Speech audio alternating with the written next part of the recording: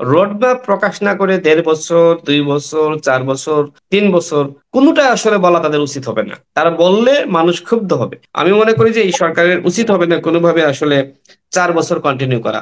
সরকার ৪ বছর থাকলে সরকারের ক্ষতি বেশি হবে, সংস্কার তো হবেই না। বরং ৬ মাস পরে যখন মানুষ জেনে যাবে বা দলগুলো জেনে যাবে যে তারা আসলে ৪ বছর থাকতে চায়, তখন কিন্তু রাজনৈতিক দলগুলো নানানভাবে আন্দোলন করা শুরু করবে। সেটি কিন্তু সংস্কারের পথে বাধা সৃষ্টি হবে। কিন্তু দুঃখের সাথে বলতে হয় সরকারের ১০০ দিন অতিবাহিত হলেও সরকার এখনো পর্যন্ত কোনো রোড ম্যাপ প্রকাশ করেনি। তো আপনি অত্যন্ত গুরুত্বপূর্ণ এবং একই সাথে আজকের দিনের সবথেকে আলোচনার বিষয়বস্তু, সেই বিষয়টি নিয়ে আজকে এই টক শোর আয়োজন করেছেন। আমি নিজেও দেখলাম আমাদের প্রফেসর মোহাম্মদ ইউনুস স্যার, তিনি আম সম্ভবত একটি আন্তর্জাতিক গণমাধ্যমকে সাক্ষাৎকার দিতে গিয়ে তিনি যেটি বলেছেন, সেই কথা নিয়ে ব্যাপকভাবে সমালোচনা, আলোচনা শুরু হয়েছে। তো আমি জানি না আসলে তিনি তার বক্তব্যের উপর স্থির থাকবেন নাকি তিনি সরে দাঁড়াবেন। আমরা এর আগে দেখেছি যে তার কোনো একটি বক্তব্য নিয়ে যখন সমালোচনা শুরু হয়েছে, তখন তার মিডিয়া উইং এর মাধ্যমে তিনি সেটির আসলে অবস্থান ক্লিয়ার করেছেন। যেমন রিসেট বাটনে ক্লিক, সেই হুম, বক্তব্য নিয়ে আলোচনা সমালোচনা শুরু হলে তখন আমরা দেখেছি যে তার প্রেস উইং তাদের মাধ্যমে অবস্থান ক্লিয়ার করেছেন। তো হুম, এখন যে বিষয়টি আসলে তিনি আজকে বলেছেন, আমি যদি একটু বলি ডেইলি স্টারের যে নিউজ, সেখানে তিনি বলেছেন আল জাজিরাকে সাক্ষাৎকারে, তার মানে খুবই গুরুত্বপূর্ণ একটি গণমাধ্যম, সেখানে তিনি বলেছেন আমাদের মেয়াদ সর্বোচ্চ ৪ বছর হতে পারে। এই হুম। বক্তব্য তিনি আল জাজিরাকে দিয়েছেন। এবং তিনি যদি এখন বলেন যে না এই বক্তব্য আমি দিই নাই, তার প্রেস উইং একটু আগে দেখলাম তারা প্রেস ব্রিফিং করেছেন। বলেছেন যে এর চেয়ে কম হওয়া উচিত, এটাও বলেছেন পাশাপাশি। হ্যাঁ, তিনি বলেছেন আমাদের মেয়াদ সর্বোচ্চ হুম, ৪ বছর হতে পারে। এটি কিন্তু সব থেকে গুরুত্বপূর্ণ। আগে পিছে কি বলেছে সেটি গুরুত্বপূর্ণ না। তার মানে ৪ বছর থাকারও এক ধরনের মনোভাব তাদের আছে, বা তাদের হুম, উপদেষ্টা পরিষদে বা তাদের বৈঠকে এই ধরনের আলাপ আলোচনা অবশ্যই হয়েছে। অন্যথায় ৪ বছরের কথা তিনি কেন বলবেন? এবং এটি তো অন্য কোনো উপদেষ্টা বলেননি, এটি স্বয়ং প্রধান উপদেষ্টা নিজে বলেছেন। তার মানে অবশ্যই তাদের মধ্যে এ ধরনের আলোচনা হয়েছে। এটি হতে পারে যে আমরা বাংলাদেশের রাজনীতিতে দেখি যে আগে একজন একটি বিষয় আসলে বলে দেখে বলার মাধ্যমে জনগণের মতামত, সেন্টিমেন্ট যাচাই করার চেষ্টা করে যে জনমত আসলে আমাদের পক্ষে কতটুকু। সুতরাং সেই জায়গা থেকে প্রধান উপদেষ্টার এই বক্তব্য হয়তো ট্রায়াল হতে পারে যে আসলে জনমত এই বক্তব্যের উপরে কতটুকু বা কতটুকু মানুষ গ্রহণ করে। আপনি যেটি বললেন তিনি আরো বলেছেন কিন্তু আমাদের উদ্দেশ্য সেটা নয়। আমাদের উদ্দেশ্য যত দ্রুত সম্ভব শেষ করা। আর এই হুম, কারণে কিন্তু মানুষ বা জনগণ বা রাজনৈতিক দলগুলো বা গণ অভ্যুত্থানের স্টেক হোল্ডার যারা ছিলেন, তারা দাবি করছেন যে অন্তর্বর্তীকালীন সরকার যেন দ্রুত সময়ের মধ্যে একটি রোড ম্যাপ প্রকাশ করে। যে দাবি শুধুমাত্র বিএনপির দাবি না, আমরা মনে করি যারা রাজনীতি সচেতন, যারা রাজনীতি সম্পর্কে জানে বোঝে আলোচনা করে, যারা বিভিন্নভাবে ভূমিকা রাখে, তারা প্রত্যেকে কিন্তু অন্তর্বর্তীকালীন সরকারের কাছ থেকে একটি রোড ম্যাপ প্রত্যাশা করছে। হুম, আমরা যখন এই অন্তর্বর্তীকালীন সরকারের সাথে ২ বার আমাদের বৈঠক হয়েছে, এই ২ বার বৈঠকে কিন্তু আমরা স্পষ্টভাবে উল্লেখ করেছি যে অন্তর্বর্তীকালীন সরকারকে অবশ্যই রোডম্যাপ প্রকাশ করতে হবে। কিন্তু দুঃখের সাথে বলতে হয় সরকারের ১০০ দিন অতিবাহিত হলেও সরকার এখনো পর্যন্ত কোনো রোড ম্যাপ প্রকাশ করেনি। তাহলে কি হচ্ছে? তাহলে রাজনৈতিক দলগুলোকে বা জনগণকে বা স্টেক হোল্ডার যারা রয়েছে তাদেরকে আসলে গুরুত্ব দেওয়া হচ্ছে না। আমার মনে হয় যে অন্তর্বর্তীকালীন সরকারে যারা রয়েছে তাদের কেউ কেউ হয়তো এই বিষয়ে কথা বলেছে, হ্যাঁ রোডম্যাপ প্রকাশ করা উচিত। বিশেষ করে বৈষম্য বিরোধী ছাত্র আন্দোলনের পক্ষ থেকেও আমার মনে হয় তারাও এই ধরনের বক্তব্য তারাও দেওয়ার চেষ্টা করেছে, যদি স্পষ্টভাবে বলেনি। তারা বলেছে যে আগে সংস্কার তারপরে নির্বাচন। আপনি হুম, এই টকশোতে আপনার এইখানে আমি এবং হাসনাত, দুঃখিত, সার্জিস একসাথে ছিলাম। সেখানে হুম। সার্জিস বলেছে যে অন্তর্বর্তীকালীন সরকারের মেয়াদ ৩ বছর হইলেও কিন্তু মানুষ গ্রহণ করবে না, এই কথা কিন্তু স্পষ্ট হয়ে বলেছে। তার চেয়েও তার কম মানে হবে। হ্যাঁ, তার থেকে কম হওয়া দরকার। তার মানে সেটি আসলে কত বছরের জন্য হতে পারে? সেনাপ্রধান তিনি ১.৫ বছরের কথা তিনি বলেছিলেন এবং তার এই বক্তব্য নিয়ে খুব বেশি সমালোচনা হয়নি। যদিও পরবর্তীতে ডক্টর ইউনূসের যিনি প্রেস উইং প্রধান রয়েছেন, তিনি বলেছেন যে একমাত্র এই বিষয়ে কথা বলার এখতিয়ার ডক্টর মোহাম্মদ ইউনূসের। কিন্তু আমার কথা হলো, দেখেন এই সরকার কার উপর ভিত্তি করে টিকে আছে? এই সরকারকে যদি আপনি স্পষ্টভাবে বলেন তাহলে সেনা সমর্থিত অন্তর্বর্তীকালীন সরকার। আমি যদি এটি বলি বলি কোনোভাবে ভুল হবে না। সেনাবাহিনীর সমর্থন ছাড়া কোনোভাবে এই সরকার টিকতে পারতো না, টিকতে পারেনি এবং টিকতে পারবে না। অর্থাৎ এই সরকারকে আপনি যদি বলেন সেনা সমর্থিত সরকার, সেটি ভুল হবে না। কিন্তু দেখার বিষয় হলো এই যে এই সরকারকে আসলে ওই ফখরুদ্দিন মঈনুদ্দিনের মতন সেনা সমর্থিত সরকার, নাকি আসলে জনগণের পক্ষে সেনাবাহিনী যে অবস্থান নিয়েছিল সেই জনসমর্থিত সেনা সমর্থিত সরকার। অর্থাৎ জনগণের সম্মতি একদিকে যেমন আছে, অন্যদিকে ওই জনগণের সম্মতির প্রতি আবার সেনাবাহিনীর সমর্থন আছে। তো সেই জায়গা থেকে আমি মনে করি যে এই সরকার সেনা সমর্থিত অন্তর্বর্তীকালীন সরকার, কিন্তু সেই সেনা সমর্থন আবার জনগণের সেন্টিমেন্টের পক্ষে এবং সংস্কারের পক্ষে। তার মানে এটি আসলে পজিটিভ একটি বিষয়। তো সেই জায়গা থেকে সেনাপ্রধান যে কথাটি বলেছেন, তিনি অবশ্যই তিনি অনেকের সাথে আলাপ আলোচনা বা তার একটি সেনাবাহিনীর একটি মতামত ব্যক্ত করেছেন। আমি মনে করি যে এই সরকারের উচিত হবে না কোনোভাবে আসলে 4 বছর কন্টিনিউ করা। যদি সরকার 4 বছর কন্টিনিউ করে, এই সরকার আসলে অনেক বেশি অজনপ্রিয় হবে। যে যে জি। তিনি এটাও বলেছেন যে দলগুলি চায়, রাজনৈতিক দলগুলি চায় এবং জনগণ যদি চায় যে সংস্কারের দরকার নাই, তিনি সেটাও করবেন। তিনি স্ট্রেট ফরওয়ার্ড এসব ব্যাপারে প্রধান উপদেষ্টা কথা বলেছেন। এখন জনগণ যা চায় তা কি আপনারা বোঝেন কিনা? জনগণ তো মনে করে যে না, আসলে অনেক জনগণ বলতে তো আসলে আপনাদের পক্ষে বিপক্ষে রয়েছে, কিন্তু একটা বিশাল অংশ চায় যে যৌক্তিক সময় বলতে অবশ্যই গুরুত্বপূর্ণ অত্যাবশ্যকীয়, যেটা বলেছেন প্রধান উপদেষ্টা, যে ওই সংস্কারগুলি না করে নির্বাচন দেয়া কোনোভাবেই ঠিক হবে না। আর এবার যদি সেই সংস্কারগুলি না করা হয়, রাজনৈতিক দলগুলোর মধ্যে থেকে শুরু করে আরো অন্যান্য পর্যায়ে যে সংস্কারগুলি মানুষ দীর্ঘদিন চেয়ে আসছে, সেগুলো যদি না করা হয় তাহলে আর কখনোই করা সম্ভব হবে না। কিন্তু এই নির্বাচনের জন্য আপনারা যে দ্রুত তাড়াহুড়ো করছেন, এতে কি মনে করেন না যে আন্দোলন যে উদ্দেশ্য আন্দোলন করা হয়েছে, এই উদ্দেশ্য হাসিল না করলে আর কখনোই সেই সময় আর ফিরে আসবে না বাংলাদেশে? আচ্ছা, আমারে একটু বলেন তো, যখন এই যে এতগুলো প্রাণ শহীদ হলো, আবু সাইদ কি বলেছিল যে আমি গণতন্ত্র চাই? বা ওয়াসিম কি বলেছিল আমি গণতন্ত্রের জন্য রাজপথে নেমেছি? অধিকাংশ ছাত্রই কিন্তু কোটা সংস্কারের দাবিতে রাজপথে নেমেছিল। এটি তো হুম, অস্বীকার করার কিছু নাই। এটি যদি আপনি বলেন যে না, 90-এর নূর হোসেনের মতন বুকে পিঠে আহ স্বৈরাচার নিপাত যাক, গণতন্ত্র মুক্তি পাক, এই হুম, দাবিতে কেউ রাজপথে নামে নাই, কোনো ছেলে নামে নাই।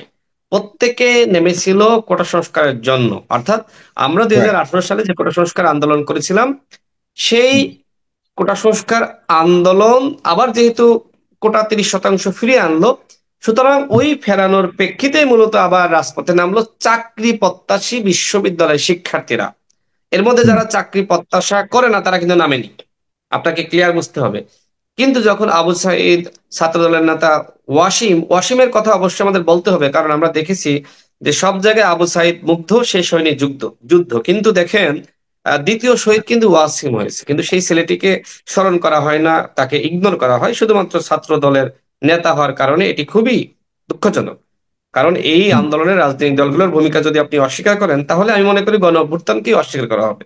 কারণ পিছন থেকে দলগুলো যে ভূমিকা রেখেছে সেটা কিন্তু আমি জানি, আপনি জানেন। এখানে আহ এটা রাকিব নিয়ে ভাই আরো আছে। কথা বলবো, আপনাকে কথা বলবো হ্যাঁ, আসলে এই জানা। নিয়ে কথা আমি বলবো না, আমি জাস্ট শেষ করে দিচ্ছি। সেগুলো রাকিব হুম, ভাই জানে, আরো অনেকে জানে যে এখানে আসলে গণ অধিকার পরিষদের পক্ষ থেকে কিন্তু আমি, রাশেদ খান এবং নুরুল হক নূর, আমরা বিএনপির স্থায়ী কমিটির সদস্য জনাব সালাউদ্দিন আহমেদ, তার মাধ্যমে জনাব তারেক রহমান সাহেবকে আমরা প্রস্তাব দিয়েছিলাম এবং তিনি সেটি গ্রহণ করেছিলেন। আমরা কিন্তু আন্দোলনের সময় একসাথে কাজ করেছি। রাকিব ভাইয়ের সাথেও কিন্তু আমার এই বিষয়ে আন্দোলনের সময় কথা হয়েছে এবং সেটি কিন্তু সালাউদ্দিন ভাইয়ের নির্দেশনায়, রাকিব ভাই নিজেই বলবেন সে বিষয়ে আরো স্পষ্ট করবেন। অর্থাৎ দলগুলোর কি ভূমিকা ছিল সেটা কিন্তু আমি আরো অনেকগুলো টকশোতে বলেছি। সুতরাং হুম, দলগুলোকে ইগনোর করে কোনো গণঅভ্যুত্থান হয়নি। তো আমি আমার সেই আগের প্রসঙ্গে ফিরে আসি, যে দেখেন সবাই কিন্তু নামলো কোটা সংস্কার আন্দোলনের দাবিতে। অর্থাৎ কোটা মুক্ত বিসিএস পরীক্ষা বা চাকরির পরীক্ষা হবে, সেখানে মেধাবীরা মূল্যায়ন হবে তাদের, সেই দাবিতে কিন্তু আন্দোলনে নামলো। কিন্তু একটা হুম, পর্যায়ে যখন 200-এর অধিক 200-300 মানুষ এইভাবে শহীদ হলো, তখন কিন্তু ওই দাবি আর কোটা সংস্কার আন্দোলনের মধ্যে সীমাবদ্ধ থাকলো না। তখন কিন্তু 9 দফা দাবি আসলো বা 8 দফা দাবিও কিন্তু এসেছে। মানে ছাত্রদের পক্ষ থেকেই দুইটা দাবি এসেছে, একটা 8 দফা আর একটা 9 দফা, ভিন্ন ভিন্ন দাবি। তো সেটা নিয়ে আলোচনা করলে এর মধ্যে বিতর্ক সৃষ্টি হবে, আমি বিতর্ক সৃষ্টি করতে চাই না। তো যাই হোক, সেটাই। সবাই কিন্তু 9 দফাকেই গ্রহণ করেছিল, কিন্তু এই 9 দফা, 9 দফার মূল দফা কিন্তু 1 দফা। কারণ শেখ হাসিনা কোনোভাবেই ক্ষমা চাবে না। শেখ হাসিনা কোনোভাবেই ক্ষমা চাওয়ার লোক না। তার পদত্যাগ হয়ে গেছে, তিনি সেটিও মেনে নিয়েছেন, কিন্তু তিনি ক্ষমা চাইবেন সেটি আসলে তিনি মানতে পারছিলেন না। তিনি ভাবছিলেন যে আমি টিকে যাব, যে কোনো ভাবে টিকে যাব। তো যাই হুম। হোক, পরবর্তীতে এই হত্যাকাণ্ডের পরে কিন্তু এক দফার দাবিটা আসলো, এবং বা ৯ দফার দাবি আসলো। তখন কিন্তু আর রাজনৈতিক দাবি দলগুলো এই আন্দোলনকে লুফে নিল। তার মানে কি? তার মানে এখন যেটি বলা হচ্ছে যে এতগুলো মানুষ মারা গিয়েছে রাষ্ট্র সংস্কারের জন্য বা গণতন্ত্রের জন্য, বা তাদের আকাঙ্ক্ষা ছিল এইটি সেটি, এটি আসলে মানে সঠিক না। সবাই কিন্তু ওই কোটা সংস্কারের দাবিতে অধিকাংশ কিন্তু নামে। পরবর্তী দাবি কিন্তু সঠিক। পরবর্তী দাবি কি? পরবর্তীতে যখন রাজনৈতিক দলগুলো সম্পৃক্ত হয়, তাদের আকাঙ্ক্ষা ছিল কিন্তু গণতন্ত্র। সুতরাং যারা ওই ছাত্র দলের নেতা ওয়াসিম, সে কিন্তু আবার নেমেছিল গণতন্ত্রের আকাঙ্ক্ষায়। এটি আপনাকে বুঝতে হবে। কারণ যখন আসলে শুধুমাত্র রাজনৈতিক আন্দোলন করে সফল হচ্ছে না, তখন সামাজিক আন্দোলনকে কেন্দ্র করে রাজনীতিকরণ, এটি কিন্তু রাজনৈতিক দলগুলোর সিদ্ধান্ত ছিল। সুতরাং সেই জায়গা থেকে রাজনৈতিক দলগুলোও নেমেছে কিন্তু ওই শেখ হাসিনার পতনের জন্য। তারা কিন্তু শুধুমাত্র কোটা সংস্কার আন্দোলনের দাবিতে নামে নাই। সুতরাং আমার মূল কথাটা, আমি এই জন্যই এতগুলো কথা বললাম, যে রাজনৈতিক দলগুলোকে উপেক্ষা করে আপনি কোনো সংস্কার করতে পারেন না। রাজনৈতিক দলগুলোকে আপনাকে, হুম। জি। রাজনৈতিক দলগুলোকে অবশ্যই উপেক্ষা করা যাবে না। সুতরাং তাদের সাথে আলাপ আলোচনা, তাদের সাথে মতামত পরামর্শ, তাদের সাথে বসার মাধ্যমে, সংলাপের মাধ্যমেই আপনাকে কিন্তু মানে কথাবার্তা বলতে হবে। আপনি যে উপেক্ষা আজকে 4 বছর, করছে বলে মনে করছেন আপনি? কেন এটা মনে করছেন উপেক্ষা করছে?